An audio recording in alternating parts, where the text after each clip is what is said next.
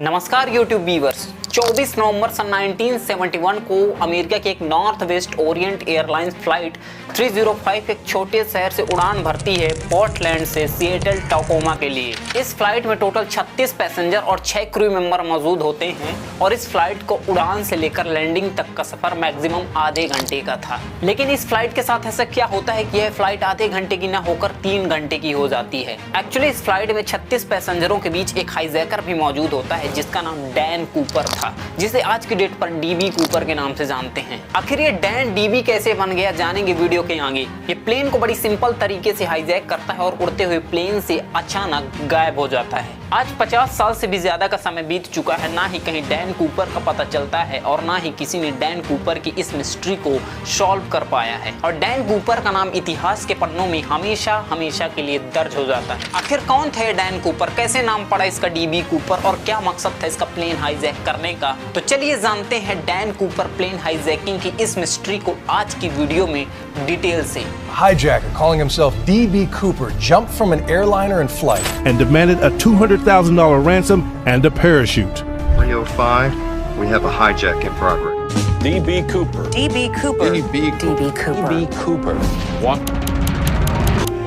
नमस्कार दोस्तों, मेरा नाम शुभम विश्वकर्मा है और आप देख रहे हैं एनालाइज वर्ल्ड यूट्यूब चैनल। बुधवार का दिन था, तारीख थी 24 नवंबर और दोपहर का समय था। एक आम आदमी दिखने वाला शख्स जिसकी एज अराउंड 40 से 45 के करीब रही होगी, बिजनेस सूट पहने हुए, black tie, white shirt, black चश्मा और हाथों में एक ब्रीफ केस कलर का बैग लिए हुए नॉर्थ वेस्ट ओरिएंट एयरलाइंस के काउंटर पर पहुंचता है। उसने अपना पोस्टर ऐसे बना रखा था जैसे वह कोई एक बिजनेसमैन हो। उसने अपना नाम डैन कूपर बताया और $20 देकर एक फ्लाइट की टिकट खरीदी जो फ्लाइट 305 की थी और वह टिकट लेकर जानबूझकर फ्लाइट की पीछे वाली सीट 18E में जाकर बैठ जाता है। इस फ्लाइट के अंदर 6 क्रू मेंबर मौजूद होते हैं। Captain William I Scott, copilot विल रथजक, flight engineer Harold E Anderson और 3 एयर होस्टेस मौजूद होती हैं। ठीक 2:50 में फ्लाइट टेक ऑफ होती है पोर्टलैंड से सिएटल टाकोमा के लिए, जो सिर्फ आधे घंटे की फ्लाइट थी।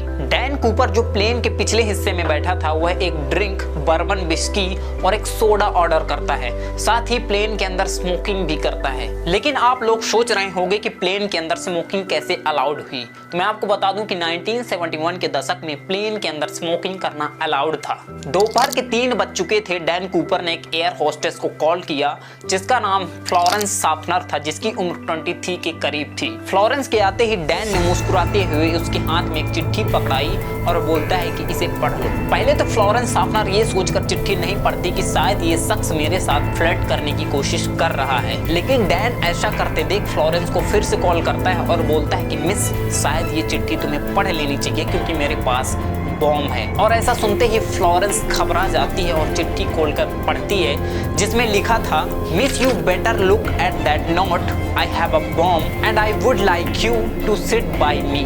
जिसका मतलब होता है कि मेरे पास बॉम्ब है और मैं चाहता हूँ कि तुम मेरे बगल में आकर बैठो। डैन ने अपना ब्रीफकेस खोल के दिखाया फ्लोरेंस को और फ्लोरेंस देखती है कि उसमें 4 रेड कलर के सिलेंडर रोल रखे हुए थे और कुछ तारें और एक बैटरी जैसा बॉक्स भी मौजूद था। वह ये सब देखकर घबरा जाती है और डैन के पास जाकर बगल में बैठ जाती है और डैन से पूछती है कि आखिर तुम चाहते क्या हो। डैन कूपर ने फ्लोरेंस को अपनी डिमांड बताई कि मुझे 2 फ्रंट पैराशूट और 2 बैक पैराशूट के साथ $2 लाख चाहिए, वो भी शाम के 5 बजे तक, जो इंडियन रुपीज में आज की डेट पर 1,68,00,000 के बराबर थे। फ्लोरेंस साफनर डैन कूपर की पूरी डिमांड एक कागज पर नोट करती है और कॉकपिट में जाकर डैन के इंस्ट्रक्शंस के मुताबिक सारी बात फ्लाइट अटेंडेंट से बताती है। और डैन कूपर यहाँ एक और बात भी कहता है कि हाँ, अगर चालाकी दिखाने की कोई भी कोशिश की गई तो प्लेन को बॉम्ब से उड़ा देगा। जल्द ही कैप्टन विलियम ए स्कॉट जो फ्लाइट के कैप्टन थे, वह जल्द ही फ्लाइट की सिचुएशन देखते हुए north west Orient airlines ATC room से कांटेक्ट करते हैं और सारी बात ATC कंट्रोल रूम को बताते हैं। पायलट और कंट्रोल रूम के बीच कम्युनिकेशन हो ही रहा था, लेकिन जल्द ही ये बात ओरिएंट एयरलाइंस के प्रेसिडेंट डोनाल्ड नायरोफ के पास पहुंच जाती है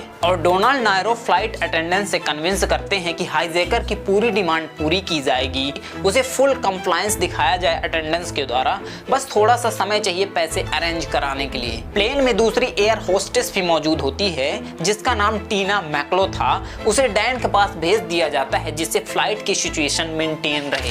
शाम के 5 बज चुके थे और ये आधे घंटे की फ्लाइट 3 घंटे की हो जाती है। और इसमें सबसे मजे की बात तो यह है कि इस प्लेन में ना ही किसी को चोट पहुंचाई जाती और ना ही किसी को डराया धमकाया जाता। टाइम डिले होने का कारण पूछा जाता है तो पायलट द्वारा अनाउंसमेंट की जाती है कि प्लेन में टेक्निकल डिफिकल्टीज फेस कर रहे हैं जिसकी वजह से हम इस प्रॉब्लम को फेस कर पा रहे हैं, जिससे सभी लोगों को ये लगता है कि प्लेन में टेक्निकल डिफिकल्टीज की वजह से लेट हो रहा है। थोड़ी देर बाद डैन एक और डिमांड पेश करता है कि जब हम सिएटल एयरपोर्ट पर लैंड करेंगे तो प्लेन में रिफ्यूलिंग के लिए पहले से ही एक रिफ्यूल टैंक खड़ा होना चाहिए और जब तक मुझे पैसे ना मिल जाएं तब तक प्लेन से कोई नीचे नहीं उतरेगा। और उधर डोनाल्ड नायरोब FBI के साथ कोऑर्डिनेट करते हैं और सिएटल के एक नेशनल बैंक से पैसे अरेंज करने की बात करते हैं। खुद नसीबी से सिएटल नेशनल बैंक के पास पैसों का एक ऐसा बंडल पड़ा होता है जिसके सीरियल नंबर पहले से ही अनमार्क्ड थे। $20 के 10,000 नोट और पास के ही स्काई डाइविंग क्लब से 2 पैराशूट अरेंज किए जाते हैं। ठीक 5:45 में प्लेन को सिएटल के एयरपोर्ट पर लैंड कराया जाता है और डैन कूपर के इंस्ट्रक्शंस के मुताबिक प्लेन को मेन पार्किंग से दूर पार्क किया जाता है। प्लेन लैंड होते ही ओरिएंट एयरलाइंस का एक रिप्रेजेंटेटिव पैसों से भरा बैग और 2 पैराशूट प्लेन के पास लेकर पहुंचता है और फ्लाइट अटेंडेंट टीना मैक्लो फ्लाइट से नीचे उतरती है और वो पैसों का भरा बैग और 2 पैराशूट ऊपर लाकर डैन कूपर के हाथ में दे देती है।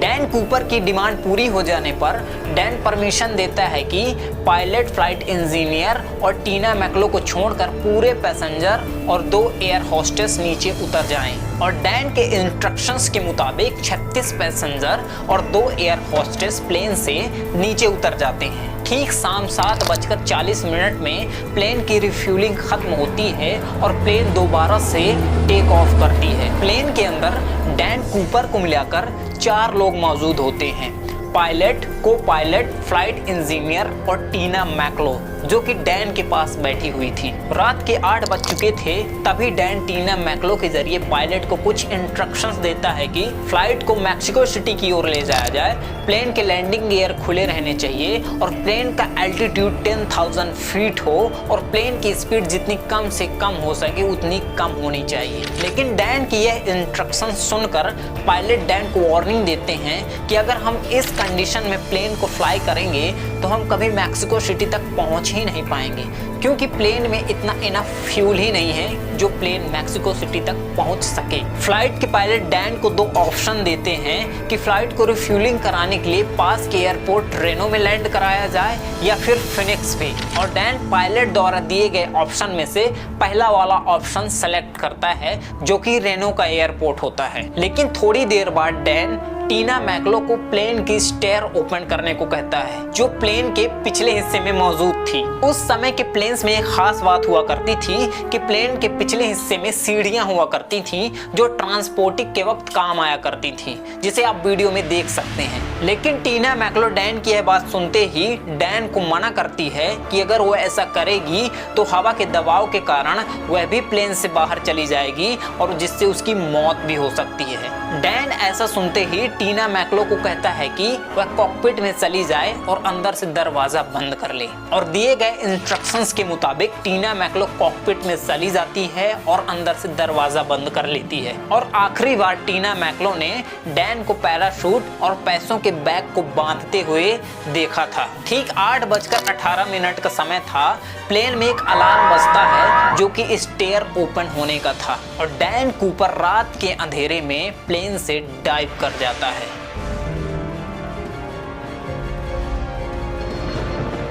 और फिर 3 घंटों बाद प्लेन को नवाडा के रेनो एयरपोर्ट में लैंड कराया जाता है। पायलट कॉकपिट से बाहर निकलते हैं तो देखते हैं कि प्लेन की सीढ़ियां खुली हुई थी, ना तो कहीं डैन का पता था और ना ही कहीं पैसों से भरा बैग का। जल्द ही पायलट FBI की टीम को इन्फॉर्म करते हैं और FBI की टीम आकर इन्वेस्टिगेशन में जुट जाती है।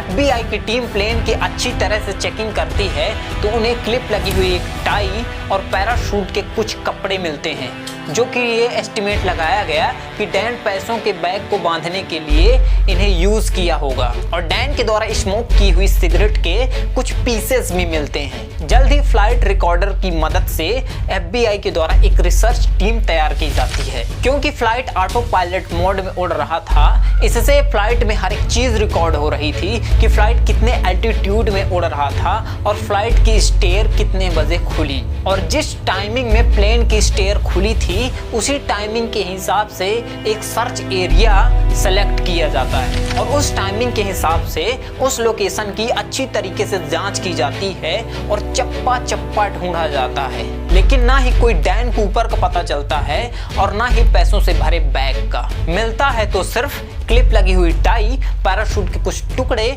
और स्मोक की हुई कुछ सिगरेट की पीसेस और एक टिकट जिसे डैन ने काउंटर पर खरीदी थी। और यह पूरी रिपोर्ट FBI की वेबसाइट पर अपलोडेड है, जिसे आप गूगल कर चेकआउट कर सकते हैं। पुलिस के हाथों में सिर्फ सबूत ही रह जाते हैं, लेकिन डैन का कहीं आता पता नहीं मिलता। लेकिन 9 सालों बाद 1980 में वॉशिंगटन के पास एक कोलंबिया रिवर के पास एक बीच मौजूद है, जिसे टीना बार बीच के नाम से जाना जाता है। उस बीच में एक बच्चा अपने पेरेंट्स के साथ खेल रहा था, तभी उसे जमीन के अंदर से $20 की 3 गड्डियां मिलती हैं, जिसको लेकर वह अपने पेरेंट्स के पास जाता है और जल्द ही उसके पेरेंट्स FBI की टीम को इन्फॉर्म कर देते हैं। और इन्वेस्टिगेशन के दौरान FBI की टीम ये नोटिस करती है कि ये वही नोट्स के बंडल हैं जिसे डैन कूपर प्लेन से लेकर कूदा था, क्योंकि इसके सीरियल नंबर मैच कर रहे थे, जिसे बैंक ने पहले से अनमार्क्ड करके रखा था। लेकिन शॉकिंग की बात यह है कि ये नोट के बंडल सर्च एरिया से 27 किलोमीटर दूर पाए गए थे। यानी ये श्योर हो जाता है FBI की टीम को कि वही नोट्स के बंडल हैं जिन्हें डैन कूपर प्लेन से लेकर कूदा था।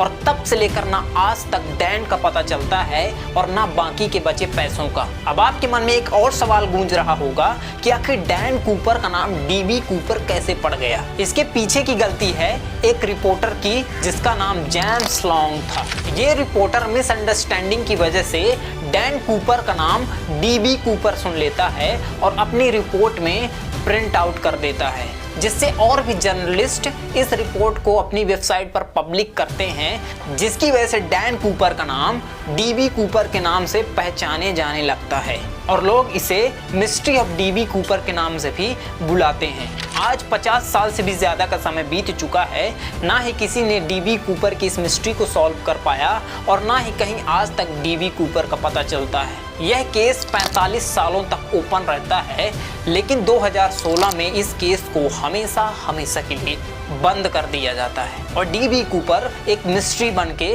रह जाता है। तो दोस्तों, ये वीडियो कैसी लगी? अच्छी लगी हो तो वीडियो को लाइक कर दीजिएगा और ऐसे ही हिस्टोरिकल डॉक्यूमेंट्रीज वीडियोस देखने के लिए हमारे चैनल को सपोर्ट करें। मिलता हूँ अगले वीडियो में, तब तक के लिए नमस्कार।